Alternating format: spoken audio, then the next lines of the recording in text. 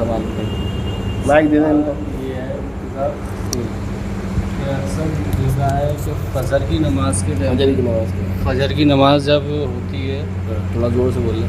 فجر کی نماز جب ہوتی ہے تو امام قرات کرتے ہیں، اور میں نے اکثر دیکھا ہے کہ جو وضو بنا کے وہ پہلے سنتیں پڑھتے ہیں، یہ جائز ہے، ثابت ہے؟ ہاں، یہ صحابہ سے ثابت عمل ہے، ٹھیک ہے نا۔ آج اتنا ہی جواب کافی ہے، ڈیٹیل میں چاہیے، ڈیٹیل میں چاہیے تو پھر آپ کو انتظار کرنا مطلب پڑے گا۔ کب چھوڑ سکتی ہو، کب پڑھ سکتی یہ سوال صحیح ہے، یہ سوال ہے کہ کب تک سنت پڑھ سکتے ہیں؟ جب تک آپ کو یقین ہو کہ مجھے جماعت مل جائے گی، ٹھیک ہے نا۔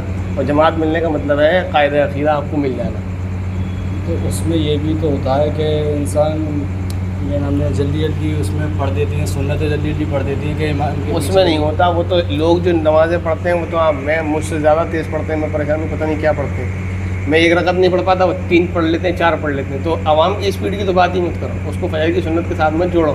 جو ایک نیا اعتراض بنے کہ صاحب فجر کی سنتیں پڑھنے کے چکر میں جلدی پڑھتے ہیں، ایسا نہیں ہے۔ عوام کا حال دیکھنا، وہ نماز پڑھتی ہی اتنی جلدی ہے کہ حیرانی ہوتی ہے اس نے پڑھ کیسے لی۔ ہم سورہ فاتحہ پڑھ رہے ہوتے ہیں، سورت کئی دفعہ ایسا ہوا ہے میری سورہ فاتحہ پوری نہیں ہوتی، بندہ رکوع میں چلا سجدے میں چلا جاتا، ایسا بھی دیکھا ہے میں نے۔ اور میں نے بلاس آتی نہ پڑھ کے بھی دیکھ لی میں نے، اس سے چھوٹی تو کوئی صورت نہیں ہے، تو اللہ جانے کیا پڑھتے ہیں۔ تو عوام کی اسپیڈ کی تو بات ہی نہ کریں، ٹھیک ہے نا۔ تو لیکن اگر کوئی ایسا کرتا ہے کہ غلط طریقے سے پڑھتا ہے یا کچھ چھوڑ دیتا ہے، ظاہر ہے نماز خراب ہوتی ہے، ایسا تو نہیں ہے۔ نماز کو نماز کے طریقے سے پڑھا جائے گا، اور وہی کہا جا رہا ہے کہ آپ، کیونکہ فجر میں قرات لمبی ہوتی ہے، ہو جا رہی نہیں آ رہی بات، اور امام صاحب پھر بھی مقتدیوں کے مقابلے میں سکون سے نماز پڑھاتے ہیں، یہ بھی بات ہے۔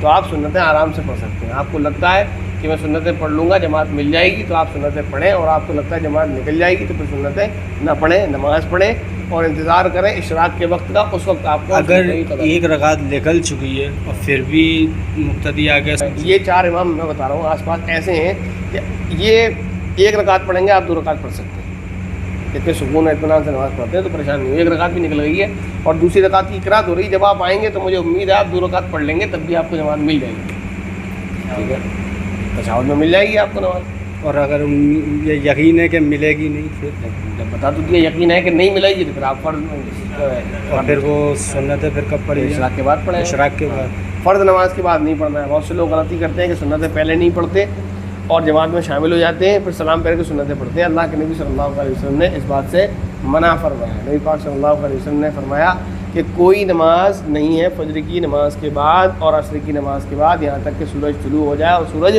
غروب ہو جائے، ٹھیک ہے نا۔ تو سورج طلوع ہونے کے بعد نماز پڑھی جائے گی، سورج غروب ہونے کے بعد نماز پڑھی جائے گی۔ فرض نماز پڑھ لی گئی فجر کی اور عصر کی، تو پھر اس کے بعد کوئی نماز پڑھنا جائز نہیں ہے۔ تو آپ کہیں گے قضا تو پڑھی جاتی ہے اور حدیث میں کوئی نماز نہیں ہے، تو اللہ کے بندے اس وقت کون قضا کرتا تھا نمازوں کو؟ ہم ہی نالائق تو ہیں جو نمازوں کو قضا کرتے ہیں۔ وہاں تو تصور ہی نہیں تھا، وہاں تو سب کی نمازیں ادا تھیں، اب لوگوں کو الگ سے نفل پڑھنا ہوتی تھی، تو اس کو منع کیا، کوئی نماز پڑھنا جائز نہیں ہے، ٹھیک ہے نا۔ اور کوئی بات قضا پڑھ